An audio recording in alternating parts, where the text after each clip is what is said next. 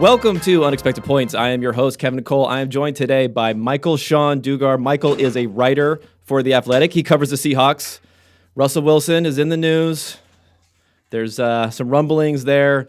He wants to get in. He wants to get in on quarterback empowerment trade rumor. So we'll talk about all that. Who's at fault there? What's going on? You should also listen to Michael. He hosts the Man to Man podcast. I listened to some of those in preparation for this. I listened to some before. That's an excellent podcast there. And he's also, I believe, a unpaid internship advocate. Do you want to talk about that subject before we get into anything else? Oh my God, that was just it was so bad. There's like three. I don't even care. Remember. There's a lot of like topics whenever they resurface on Twitter. It's like how much a date should cost, like the $200 date discussion, unpaid internships. Oh, there's a couple of them that's just like you got to mute those. I can't believe I engaged in the unpaid internship one. Lesson to all future journalists: do not work for free. Don't. Yeah, you did get it. I mean, I just assumed that everyone has seen this before, so it's always amazing to me that there's like an incredulous reaction to a pushback about this. It's like, haven't we done this? Haven't we done this a few times? A million times. Done it a million times to the point where I'm just more comfortable quoting the Joker. If you're good at something, never do it for free. And I would even amend that. Even if you're bad at it, if someone's willing to pay you for it, let them. You know, that's the amendment that also matters. You can be bad at something as long as someone pays you, it's good. Yeah. I like to think I'm partially sticking it to the man by just doing like a decent but not great job while getting paid at the same time. That's how. There you go. That's the American way, I think. Yeah, that's how you get things done. But all right, so let's skip over the controversy of the day. I'm sure there'll be something new on Twitter by the time that this airs tomorrow morning. But let's get to the news first. So we're going to talk Russ, like I said, all that sort of stuff, because that is your specific focus with the Seahawks. But J.J. Watt is also entering the division. This has gone from code red as far as how difficult the NFC West is. And now it's just really taking it to the next level. I mean, I don't think there's a division even on par with that, because not only do we have this, but we had the Stafford trade before this coming in. So just step back for a second. When you heard the news, were you surprised? And what do you think about the fit with with the Cardinals? My first reaction, I text some homies in a group chat. I was like, man, DeAndre Hopkins is a better recruiter than the Watt brothers. Because that was the first thing. I know some people were kind of taken aback, like, why Arizona? It's like, hello, like his homies there, right? You go where your homies are, especially if your homies are places in nice weather.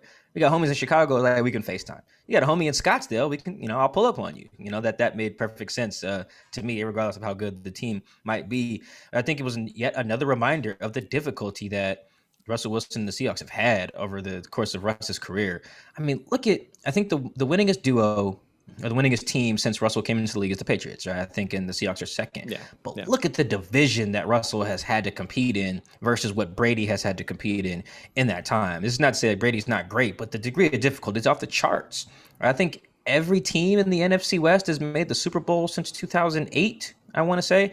I know that precedes Russell by a little bit, but still, the point is that every team has had a run where they're good, whether it was the Carson Palmer Cardinals, the Kaepernick Niners, the Jimmy G Niners, the Jared Goff Rams. Like, they've all been good. They've all made Super Bowl runs, and the Seahawks have still just kind of withstood it. They've never sucked.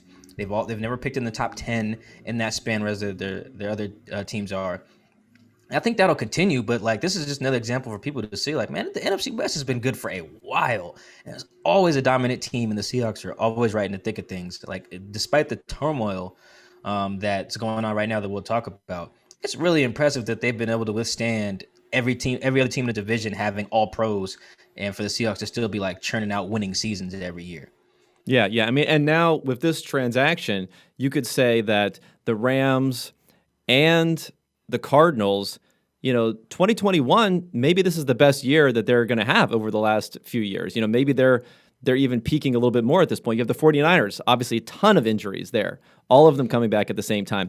So with J.J. Watt now, Chandler Jones coming back from injury, what do you think about this Cardinals team? Is this a team that's the question, is, are they really a team that can compete? So I think there was a little bit surprised for a couple different reasons. Number one, their name just wasn't out there. Number two, people see them as maybe bidding a middling sort of franchise in a very difficult division, so not having that high-end outcome. Do you think this Cardinals team, with J.J. Watt, with Kyler potentially taking the next step, can they compete for a championship?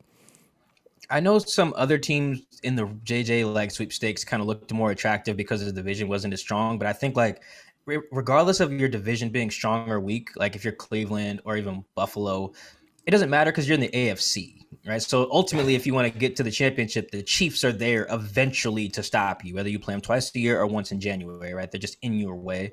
So I think that the NFC teams had that to their advantage if you wanted in the NFC West, like a Green Bay.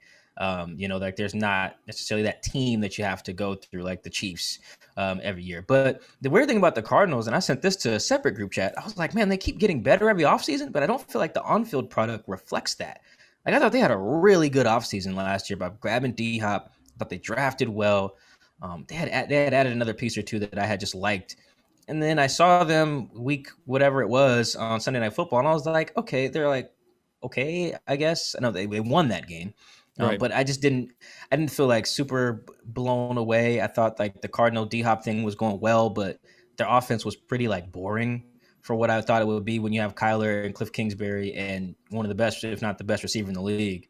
So like I on paper they'll look great again, like you said, Chandler Jones. They'll probably lose Patrick Peterson, but still got Buddha, who's really, really, really dynamic. Like they have great players, but I have to see it with them. It's weird. They keep having good teams on paper and keep making the right additions, high end additions, but I just don't see it paying off in the regular season. So if it can't pay off in the regular season, it won't play off in the playoffs. So I think they'll be good, but I don't necessarily see them as like contender yet. I'm one of the see it to believe it type of people on Arizona right now. Yeah, no, I think that makes sense. I mean, it's interesting that you say that as someone who's seen them because I think sometimes people can overrate teams within their own division, especially like you mentioned, there was a loss there, but it wasn't a great offensive performance. I think that's the thing with me with the Cardinals is you mentioned Cliff Kingsbury, Kyler Murray was getting some MVP-ish sort of hype maybe midway through the season, but I started to dig into some of the numbers here. It looks like efficiency-wise, the offense was about league average, and the defense was actually about league average. So it was really like an equal team on both sides. It wasn't an offensive powerhouse, and they're going to need to take another step forward. So Kingsbury's been there now. He's had his time now for 2 years. So and same with Kyler Murray. So why do we think that this team can potentially get better? I think that's more of a question mark than it was going into last season. Like you could see them, okay, this is the year, his second season, everyone's second season, you take the leap. But it didn't happen, and now you add J.J. Watt, so I think the defense can get better. But is that defense even going to maintain being league average? I think that's the question here: is what's the path to getting to that next level without the offense doing it? Yeah, it's tricky. After I think Cliff Kingsbury, either the first game they played against him or the second game, and there's a big gap there. So it's important. But someone within the Seahawks did mention to me, they was like, "This is not going to work." I said, "What's this?" I was like, "Their coach. It's not going to work." I was like, it's fascinating. Explain it to me why. I was like, okay. And then they got, oddly enough, I talked to that same person after they got D-Hop, and it was just like, still won't work. I was like, wow, really, really low on this particular coach. And yeah, they put 37 on the Seahawks in the whatever game they just lost last year, Sunday Night Football. But there is this sentiment. I don't know if this other people in the division share this, but I think it's one of the Seahawks. Like this is not a thing that they're worried about. Not to say they're worried about anybody. Like you hear people in the Seahawks talk about Sean McVay. It's not something they're worried about, quote unquote, but like they should be. Whereas like with Cliff and the offense in particular, I know the defense is another discussion, but the offense in particular, I think you need a really good passing offense or really efficient offense to be really dominant. It just doesn't feel like something really worried about. Like even the week 11 game, I know Kyler was a little banged up, against the Seahawks. It was like, we know how to stop him from beating us. We know how to contain him on the ground. They did that. They know how to contain his best weapon. I think D-Hop had like 5 catches for 50 yards or something like that. They just seem really beatable. Whereas like we get to this point, we talk ourselves into some of these other teams that are contenders. Like, how are you going to beat them? Of course, any team can be beat. But like that was like last year, I was one of the people like, how do you beat Green Bay? And it was just like, well, the Brady and then figured it out. But like even those 2019 Ravens, it was like, man, how do you beat them? Like the Chiefs every year now, it's like, how do you beat them? With the Cardinals, even with JJ, even with the the other talent they have on DNO, I feel like you can find an answer to how do you beat them. And until they reach that status where we're like, man, ain't no way to top them. They're like on that next tier of teams. They'd be fun, but necessarily may not be like legit contenders. Kind of like what Cleveland was last year, I would argue. Yeah, I mean, another thing with Kyler is just pure passing. If you were to strip the running out of what he was doing with scrambling, his design runs, I mean, he was kind of like 20th maybe best as far as that's concerned from an efficiency standpoint. He was just really doing a lot on the ground. And it was actually, I believe it was that Seahawks game where he first got injured the first time they played. Midway through the game, he didn't do a lot. He struggled for several weeks after that when he wasn't able to run. They said the defense was playing them differently, but I wonder if he was somewhat injured. And then he started to come back at the end of the year. So yeah, if you don't have that passing ceiling, it's going to be a little bit rough for them. What about JJ though with this addition? What about the price tag? You mentioned he has, he's got his buddy DeAndre Hopkins there. He's got $31 million coming his way. That helps, right? that's like your next best friend. That too. Your next best you need that if you're going to move to Scottsdale too, or Phoenix or whatever. You're probably not living in Glendale. Like you're living good with that 23 guaranteed.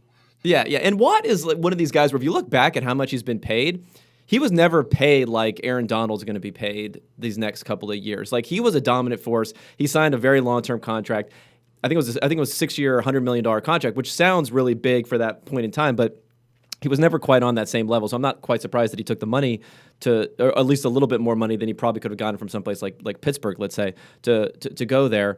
What do you think about him as a player, though? Is he worth that type of money, or could the Cardinals have looked to pick up a couple of probably decent mid-level free agents in this year of a subdued cap? Also, I think that sometimes numbers don't lie, but they can be manipulated to tell us what we want to see sometimes too. Like, of course, I think, and we're lazy, not me and you in particular, just like we as a media are like lazy when we do numbers. Like I see a lot of people right now telling me JJ Watt's not good because he had 5 sacks or something like that. It's like, okay, if that's where you're starting with this, then I'm probably not going to talk to you or take you seriously, right? I'm going to be very surface level with my engagement. And we talk about defensive players. Like, shout out to the homie Aaron who covers the Texans for us at The Athletic. Like he did a dive, I think, early January on how JJ's actually still solid. Like the numbers he was able to put up on a team that was just getting whooped, right? Like you're not getting a lot of pass rush opportunities, and he's getting double teamed, and there's no one else that can, really like force a double team or beat single coverage. For him to put up those numbers, like I think when he's in another environment, it'll be like, even better. I think he's still got some in the tank. And I think really because he won't be counted on to be like the anchor of the defense, it's like, hey man, go in there and kill the quarterback. You want me to do it from the 5 or the 3? Both. All right, cool. Like I think that's a lot, easier on him, especially pair him next to Chandler. And honestly, they just get pass rush regardless over there. They might drop JJ and like send Buddha or whatever, and like Buddha will get there, send some corners. Like they get creative over there in Arizona. So I think the fit is actually like, and there's just something to be said for guys. This shouldn't be the case. Obviously, in theory, you should just play hard no matter what. But like, man, it's hard to just keep doing that when your team suck. Not to say JJ was taking plays off because they stunk, but like that is like, look at Carlos Dunlap for the Seahawks and spin it back to Seattle. Man, Cincinnati was trash. It's just like it's just hard, and you didn't feel like the organization wanted them. Like I can see like lack of motivation and lack of production at that point, because then you get into it like how your coaches are using you, your snaps. Benson Mayowa was a little bit the same way in his last year in Oakland. They were still in Oakland at the time. Like his snaps just dropped in the second half, so his production dropped. Like it was something with the coaches. Like there's all these factors that go in to the numbers you ultimately produce. So I think if you put JJ on any contender, on a team that's going to get more chances to rush the passer, when his focus is not just, hey, carry our whole defense, but just like be a good guy on our defense, is that worth whatever that averages out to, 15 mil or something?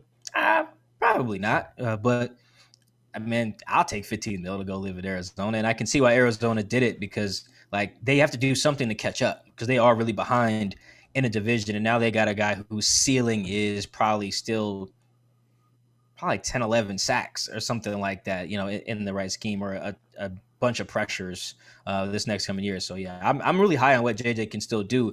Just got to be in the right situation. And it makes sense for a lot of guys when they get on the other side of 30. Yeah. Well, we shall see what's going on. And, they're building, they're adding pieces. That kind of transitions us over to Russell Wilson and the most recent, I don't know, beef may not be the right word, but there's some issues there. So I want to know, just give me someone that I can point the finger at on this. So is it Russ? Is it Pete? Is it Seahawks Twitter and Ben Baldwin? Is it the media? Are you to blame? Are you to blame for this? We always get some blame in the media, that's for sure. It's always our fault. I think, like, for example, there's some people responding to our story on Russell and Pete and being like, man, the media just needs something to talk about. And it's just like, God, Russell wanted us to talk about it. Like, Russell is like, I'm going to go on every talk show there is during the biggest sporting event in America, the weekend of it, the Super Bowl, that is. And then, like, I'm going to go talk about it. Right, like that was Russell. He wanted us to do it. But yeah, I definitely got to throw some credit at like Ben Baldwin, who has become like the leader of the nerds in Seahawks Twitter. I don't know if the Seahawks Twitter is the nerdiest like fan base, but I would imagine it's up there. And a lot of that credit or blame, however you want to spin it, goes to Ben, who like legitimately the tables that he'll tweet or the charts. Like I think it was Dalvin Cook's agent who legitimately like sent it out, was like using it in negotiations. Like if you talk to agents who do some of the stuff, they do come with advanced like analytics and stuff like that, and it will mirror like some EPA stuff or some on-off numbers that you'll see like Ben put out from True Media or even PFF. Like it's really impressive, like the impact that the internet has on this. Like Brian Schottenheimer was well aware of the let Russ cook thing before they did it. Like Pete Carroll was well aware. Russell Wilson was well aware. And it's not because they're just bored on their phone on Twitter all the time. Like the impact was there to the point where I bet you if Brian Schottenheimer went out to dinner or something, the waiter was probably like, man, so is Russ going to cook this year? Like that's how strong it really was. So like, yeah, I mean, realistically, it's Russ, it's Pete. Like they're the guys who have the egos and the pride and stuff like that. But for the purpose of, I don't know, shaming or crediting Seahawks Twitter, like yeah, it's all you guys. It's field goals. It's Ben. It's probably Mina Kimes too. Colin Cowherd is not essentially in Seahawks Twitter, but he's like from Seattle and like is the biggest voice from Seattle and the Seahawks. So like him too. It's everyone who like is in this little community of pro Russell nerdiness that just like led to the best run of Russell Wilson's career. And unfortunately, the end of that run is what like sparked probably the biggest rift between Pete and Russ in their 9 years together. You know what's interesting about the situation? Because I mean, I think there's actually like a kind of a loop here a little bit because Russ. Now we think of Russ now as being, especially going into the season and for the first 5 weeks of the season, or more than that, probably about the first 8 weeks of the season, as being probably the number 2 quarterback in the NFL. Over the offseason, he was coming in as scoring very high, like Mike Sando comes out with his quarterback tiers. I think he was tied with Patrick Mahomes for being in a tier 1 for all 50 of the people that he polled. Now, you rewind back, you only have to go back a couple of years. People were viewing him as maybe the 8th best quarterback in the league, the 10th best quarterback in the league. I think a lot of the analytics stuff that came from Seahawks Twitter, obviously some of it is the people like Ben Baldwin and Mina who are going to be friendly to analytics at all times. But part of it was a great argument for why Russell Wilson was good, especially against someone like Andrew Luck. When you had the two of them side by side, Luck was the golden child. He was the number 1 overall pick. Pure numbers based, he wasn't that good, especially starting off his career, whereas Russell was always extremely efficient from almost day one. So I think Russell actually kind of brought a lot of Seahawks along on this nerd ride by being an efficient, low volume type of quarterback who doesn't get respect. Yeah, I think Russell being the 75th pick and being compared to guys like RG3 and Andrew Luck, and is Tannehill in that class too? I think he is. Yeah. Yeah, and it's someone else who stinks. Maybe it's like Brandon Whedon or something like that. But like being compared to all of these guys, like really fit the Seattle kind of mindset. It's an underdog city, up in the upper left corner of the country, not a big market, not really talked about much. And Russell fit that. He was like the underdog thing. Like it's almost like, hey, national media, talk about us. We're not LA, we're not New York, we're not Boston, we're not Chicago or whatever, or Dallas. Like talk about us. And it fit that Russell kind of was like really good, not really under the radar because he kept making Pro Bowls, but like, no, it was a long time there. You'd be hard pressed to find anyone who thought like he was better than like Andrew Luck, who didn't have like a 206 phone number. Right. And that fit. It really fit, even though Indy's not like a big market either. But it was like the draft status again. He was taking 74 picks or whatever ahead of Russell Wilson. That really fit, and I think that fueled it as well. When I did a story on the origins of Let Russ Cook. That was a really important part when to drive home. Like Seattle is an underdog place. We don't have a bunch of championships in this city just in general. I think the Storm have the most, and then it's the Sounders. I think like we don't have like a ton there. So you get this like natural chip on our shoulders. So when we have this guy we think is not getting love, we'll do everything, even irrational or not, to like push him forward, whether it's find the analytics or start tweeting clips of film or whatever, or like start tearing down the other quarterbacks in the league, whether that's like a takedown of Matt Ryan or Cam Newton or Aaron Rodgers or Tom Brady. Like, we'll do all those things. It just happened to be that they were also right. It wasn't just irrational like takedowns and like hyping up Russ because he's Russ. It was like, no, like he's legitimately good, and you guys should pay more attention to the fact that he's good, not just Marshawn or the defense. It was like everyone in Seattle naturally becoming Russ's PR people, because they like Russell felt slighted. Now the change that we've seen with Russ and the most recent stuff that we're seeing this last couple of weeks. There's been more, though, in the past, like we mentioned over the last year or so, and it kind of coincides with this national appreciation for Russell Wilson. So do you think that plays into it? Do you think his own – I'm sure he always had a very high opinion of himself and how good he is, but because of the fact that there is this outside love, appreciation, respect, do you think that plays into now how he's engaging the Seahawks from the place that he's engaging from? I think that it's not as he's always thought he was really good, right? But I think it's a combination of seeing the other guys thrive and get what he wants in systems that really make them great. Like there was no like Cam Newton or Matt Ryan. You look at their 2015 and 16 seasons, and it's like, man, how the hell did they do that? Like from Russell's view, it's like I'm better than these guys. I've beaten these guys. I've beaten them in playoff games. I think he had beaten Matt Ryan by that point. But like the point is, thought he was better than those guys, right? And he is better than those guys. But what did they get? They got to the Super Bowl as MVPs. They got what Russell wanted. Like he doesn't really care if he gets MVP at the way the Super Bowl, just kind of wants to be there. But I mean, he also does want, an MVP, multiple MVPs, multiple championships. So like he's seeing himself as this, and it's like, okay, finally, when I'm on that now that when I'm cooking, I am getting that love. I am on my way to win MVP. I am playing the best football of my career. You take that away from me, like then it becomes a real, like it was already a problem when he wasn't getting the opportunity, to cook, quote unquote, because he's always wanted that. He's always wanted more control over the situation, more control over the offense, more responsibility, all these things. Whether he deserved them or not, he wanted them. And so it's one thing to beef when you're not getting that. It's like, okay, it's like you be like a kid, you want like a bike from your parents for Christmas, right? They won't give you a bike. They won't give you a bike. They won't give you a bike. Of course, you're upset, right? Because you want to ride around the bike with your friends in the neighborhood.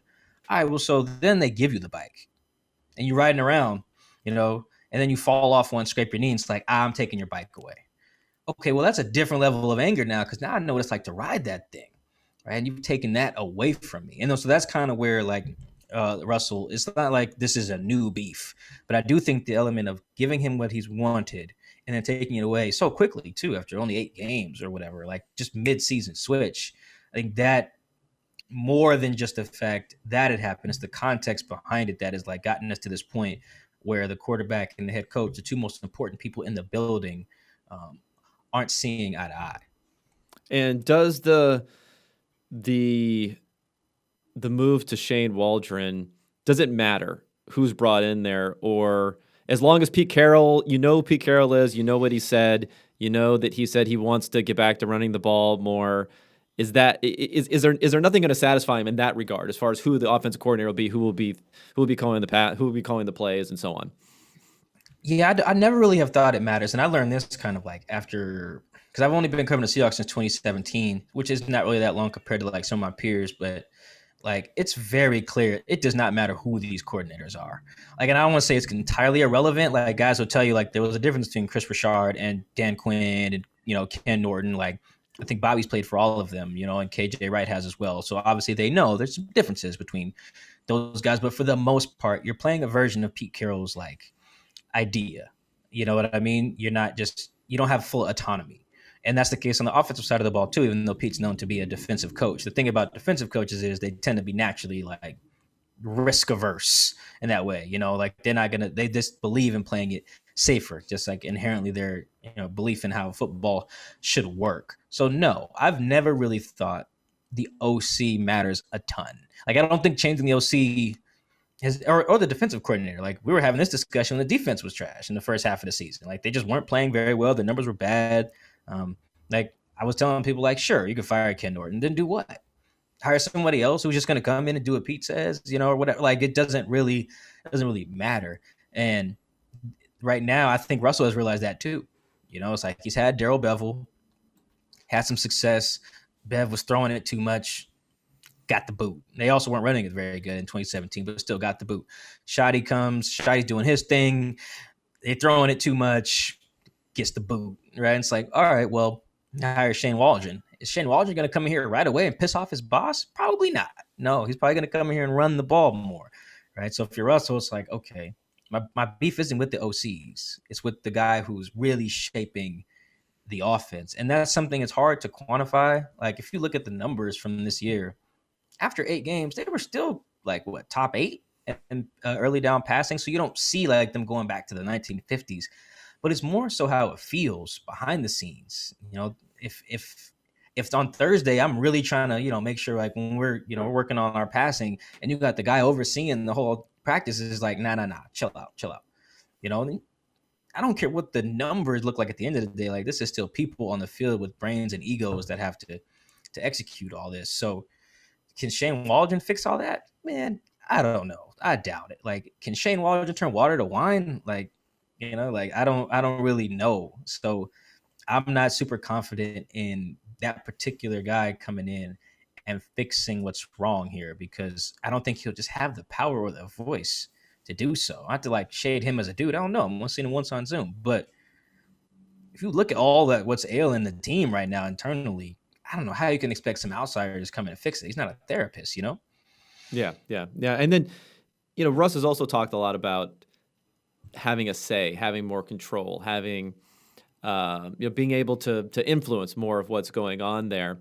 And then you go back to 2018. I don't know how live these rumors really were about potentially trading for the number 1 pick, the Josh Allen pro day where Schneider was there looking like he was in love in some clips of Josh Allen throwing the ball around there. Is there anything where Russ looks at the Seahawks and says, I'm not sure you guys are all in on me in a way or enough in on me? Do you think there's any doubts as far as that's concerned? Because I mean, even when you have all these quarterback controversies, we're talking about maybe Deshaun Watson being traded, maybe these guys being traded. I don't think any quarterback is allowed to leave or there's even any talk of that unless the team is not sold on them in a way. I think, like whether it's, I don't think it's the same position as Dak Prescott, but maybe it's somewhat similar where the team's not fully sold on him of what's going on. Do you think there's anything where the Seahawks are not sold on Russ enough in his mind? I think there's something to that probably from Russell's point of view. I don't think, like, to give you the team side, I really don't think it's that personal. You know what I mean? Like, I think Pete Carroll would want to have a run first elite defensive team if me or you was the quarterback, right? If Tom Brady was the quarterback, if Johnny Unitas or Joe Montana was the quarterback.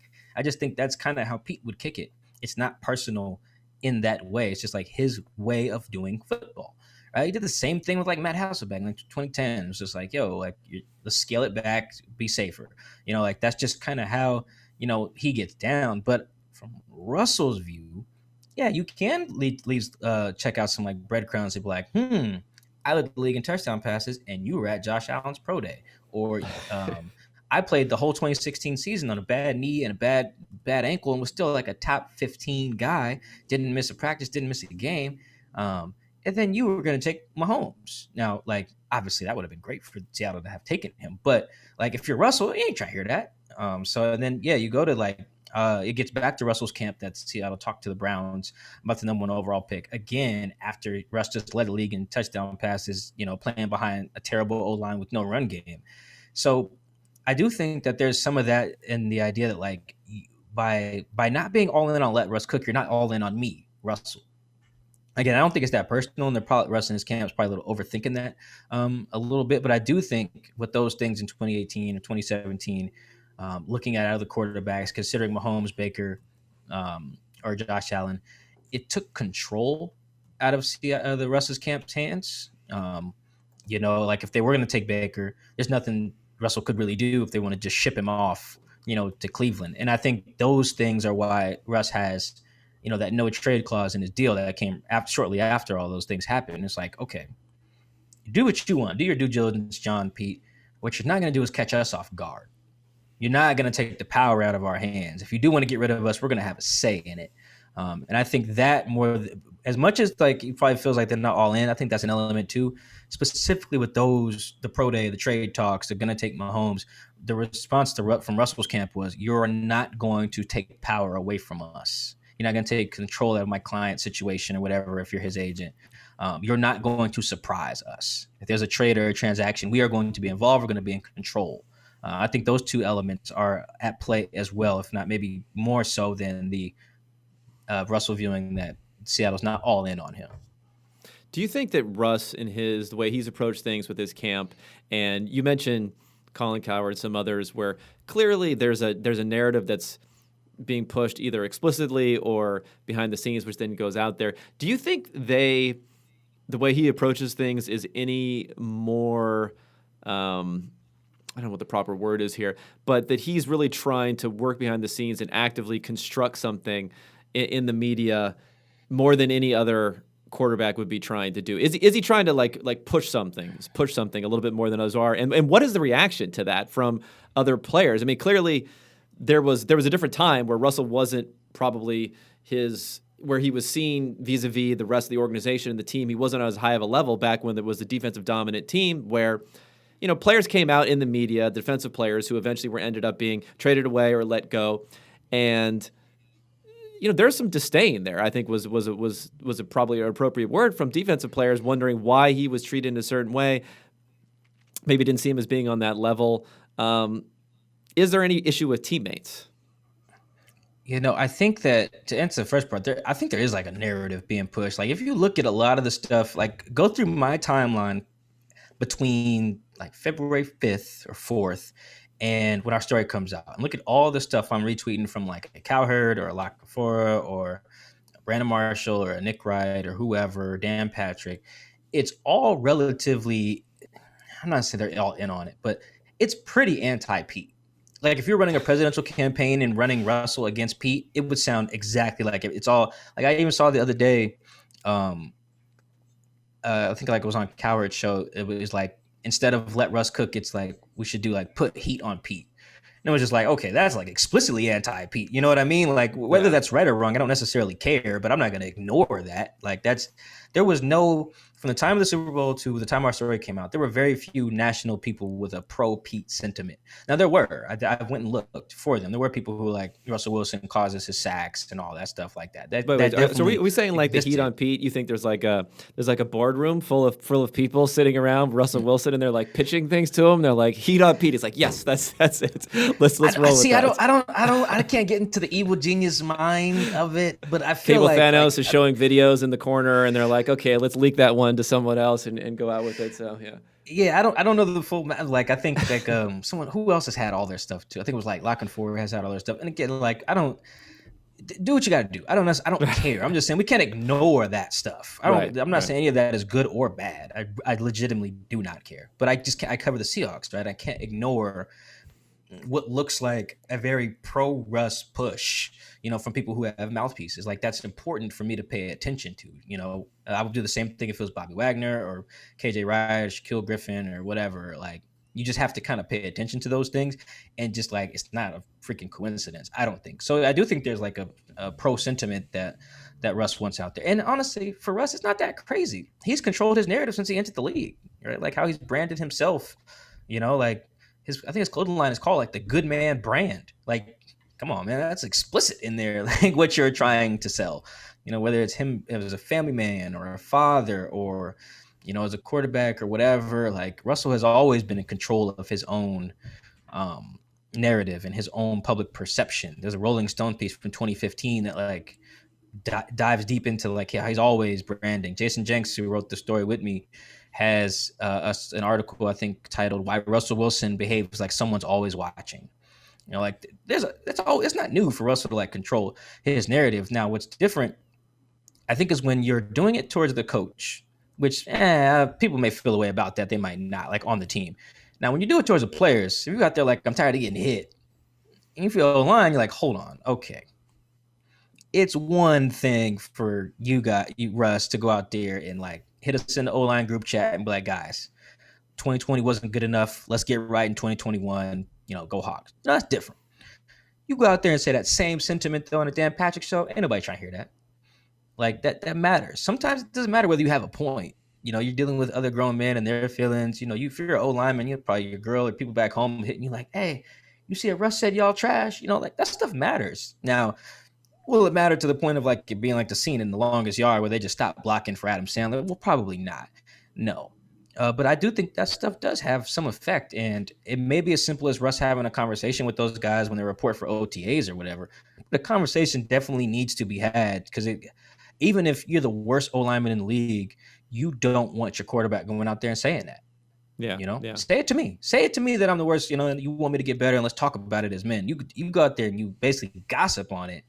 That's where guys have, again, right or wrong, don't care. That's a real thing, in the NFL. And I do think that is going to start off being a problem. It'll probably get fixed as time goes on, but like you can't ignore that that's a real element of this as well with how his teammates feel. Yeah. Well, at least there are like 5 of them, so then he can just meet with them separately and be like, "No, I was talking about that other guy. That other guy's trash, not you. You're cool." And then just do that same thing for each one of them, and maybe it'll pay off. It's interesting because when that article came out, and you know the article I'm talking about, the Sports Illustrated came out about the dynasty that never was, and yeah, it's the Klemko and Greg Bishop. Yeah, Klemko. I remember specifically. I may have been. This is before I was a little bit more well versed in Twitter and not just like yelling at people. When you first get on there, it's like your compulsion. But I remember Klemko was very negative Russell Wilson, even in some replies where he was saying, because he said something to the effect of, I can't remember how many teams it was. It was something like he didn't see 6 teams or 7 teams who would trade for Russell Wilson at that point in time. Now things would be much different now. And he specifically mentioned things like, this guy does not like give his alignment a chance to block anybody because of how he's bailing out of the back of the pocket and doing things like that. Russ takes a lot of pressures. He holds on to the ball a lot. A lot of this, you could kind of point the quarterback stat for sacks here. I mean, how much is this on him that he's now turning around and potentially blaming other people for? Yeah, and that's the thing where if you're a lineman, blocking for Russ, it's always been a unique challenge blocking for Russ just because of the style that he plays. But like for him to go up there and not only kind of dump on you guys, he's not taking any accountability. I think he said like 1 or 2 lines, like on Dan Patrick show. I think he says like sometimes that is you holding on to the ball. But it'll be like if his 10 sentences about the protection, it'll only be 1 where he takes some accountability, and then 9 about how the blocking needs to be better. And that's really not what you want to see. Again, even if he has a point, sometimes that just doesn't matter because he does, like the fact that, again, this is like a campaign thing. That number of sacks that he's had, look at it, it's evolved. It's like, okay, 394, 394, 394. I had never heard that number before, like the Super Bowl this year. Now I've heard it like it's everywhere. Right? Coincidence? Yeah. Probably not. Now it's kind of evolved to like nearly 400 times, right? Because it's a nice round number that people can like put in the number of pressures I just saw. I think I just saw that in the last couple of days, the number of pressures. So it's like, it's even higher than that. Yeah. It's like, yeah, it's part of, I do think it's like part of a narrative, but even if I didn't think that, I do think there needs to be more, if I'm a teammate, but like, yo, like it's all of us, like we're all part of the protection. And it's not even just the O-line. The backs are part of the protection as well. The tight ends are part of the protection. Like it's sometimes receivers are part of that too. It's like we're all part of that number. And he seems to be, from a player, I can easily see, dude, you are just up there talking like you don't have any role in this.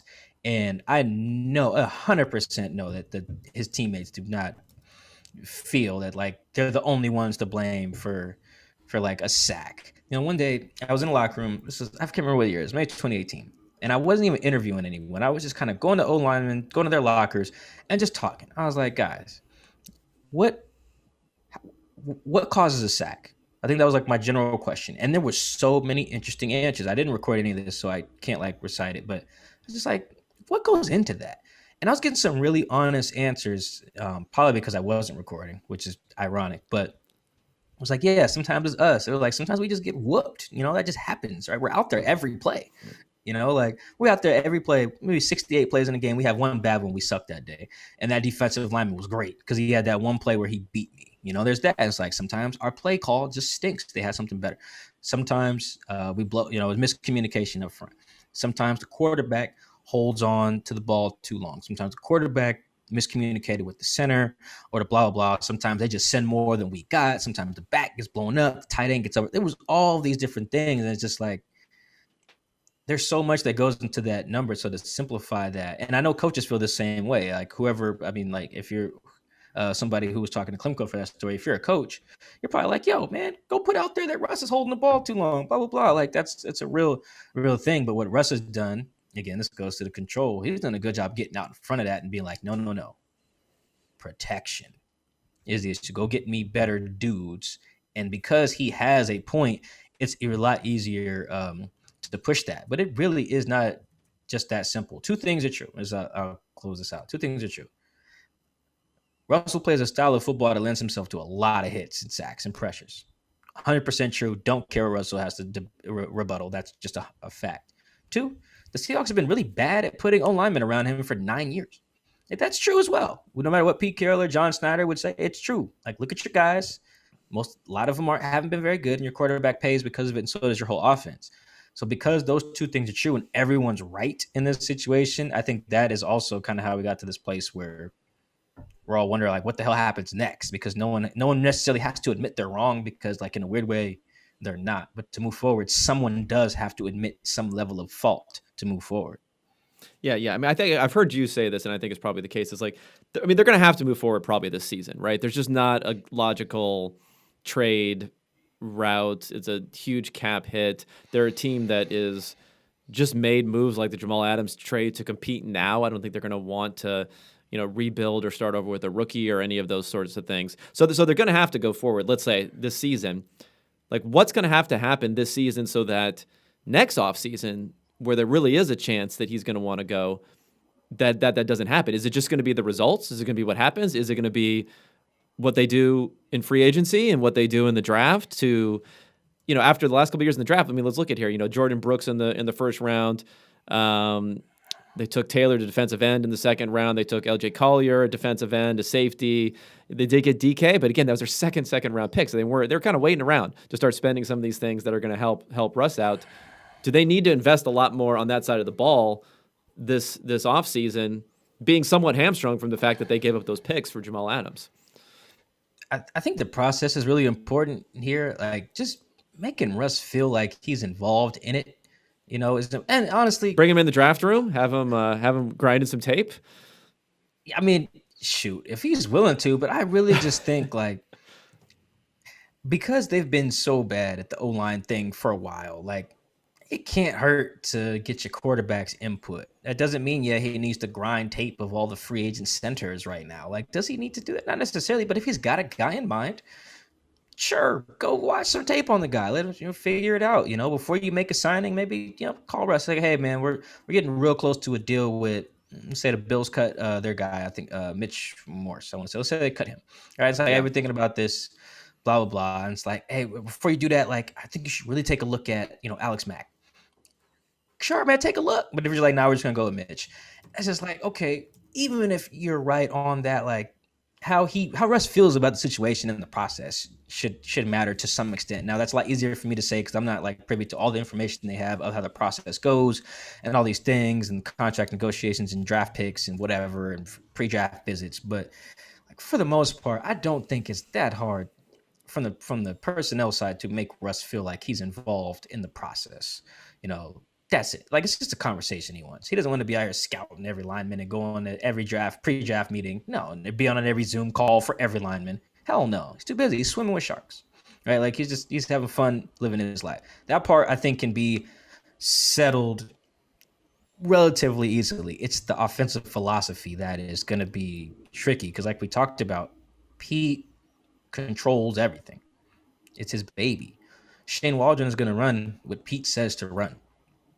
There's nothing really Russ can do about that. He's already tried to let Russ cook thing. It worked for 8-9 games, and then Pete backed off of it. If he was really only willing to give it like 8-9 games, then I don't see him recommitting to that. And I think that is ultimately what's going to be the demise. It won't be the personnel say, like, quarterbacks just don't get that.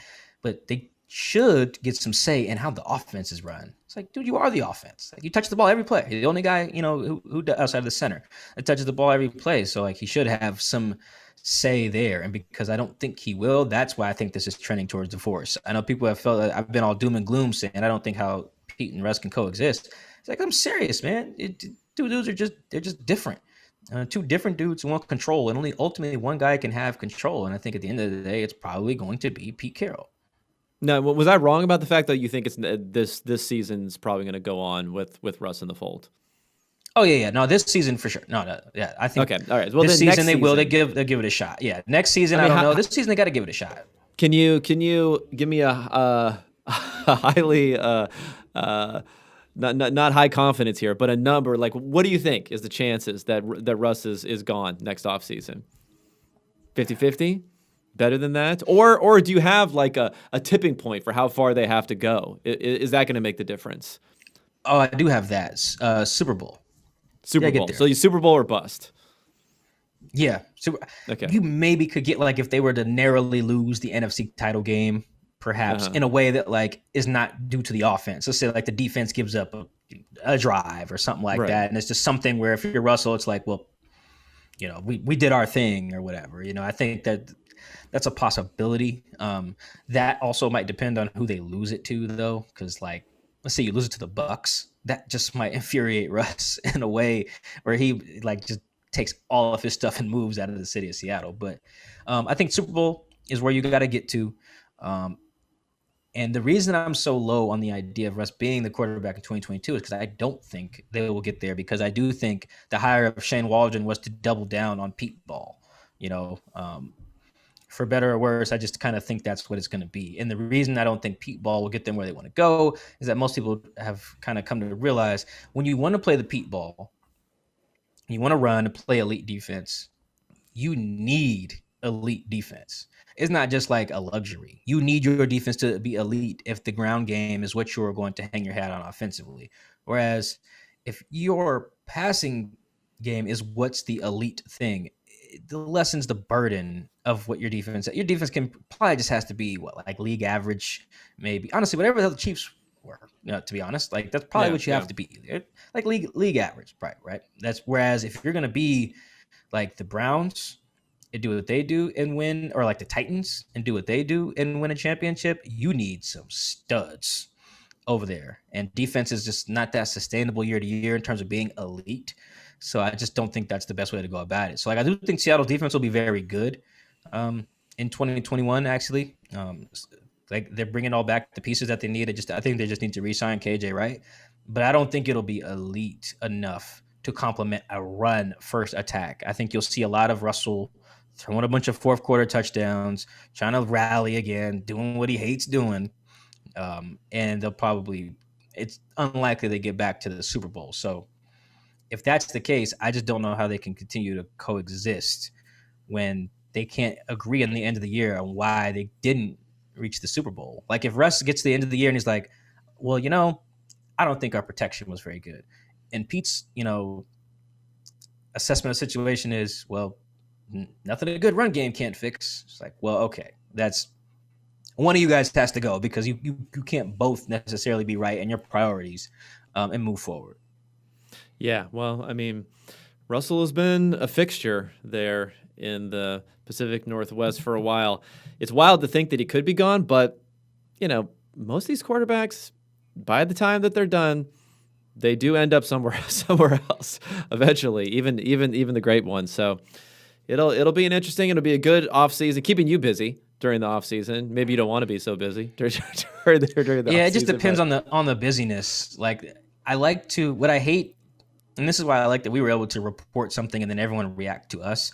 right. Because I hate having to chase down stuff that like it's like let's say like this is just an example. Let's say Colin Cowherd says something about the Seahawks or something like that, and it's like, or like, let's perfect example, the Russ to New York rumors from like 2 years ago, and that was generated by Colin's show. It's like, Mike, Yeah. what is this? Is Russ going to New York? Like, I don't freaking know. Go ask Colin. Like, I didn't say nothing about that. Like, I was just chilling, Right. and all of a sudden, it's just like, Mike, I think Russell's going to go to the Giants. It's like, timeout. What? And I get sent the link, and it's like, oh my god, now I have to go chase this thing down that I have really no insight on, didn't do any reporting on, or whatever. Like, I'm very comfortable coming on talking about something I reported and dug into. But if you're just asking me to chase down, Peter King column nuggets, like, go ask Peter. He wrote the thing. So that's my least favorite part of my job in the off season. But like, yeah, if my job to generate the content because I talked to people and I did some digging, that I'm cool with. So like, Russell, if you got any more stuff, bombshells you're about to drop, just let me know first. That's all. I don't even got to report it. Just let me know so I'm not chasing down random, columns from other websites. Yeah, whatever they're coming up with, whatever slogans they're coming up with and ideas they're coming up with, hopefully they can get you with them first. Well, thanks again, everyone. Thanks for tuning in. You can follow Michael-Shawn Dugar on Twitter. It's at Mike Dugar, correct? That is correct. Yeah. Follow him. Read him at The Athletic. I always tell everyone, make sure you subscribe to The Athletic. It's an amazing investment across the league, not only for the Seahawks coverage, but for everyone else. And we'll be coming at you again next week, and free agency on the rise. So everyone prepare and get strapped in for that. Thanks so much for joining me, man. Appreciate it. Thanks for having me.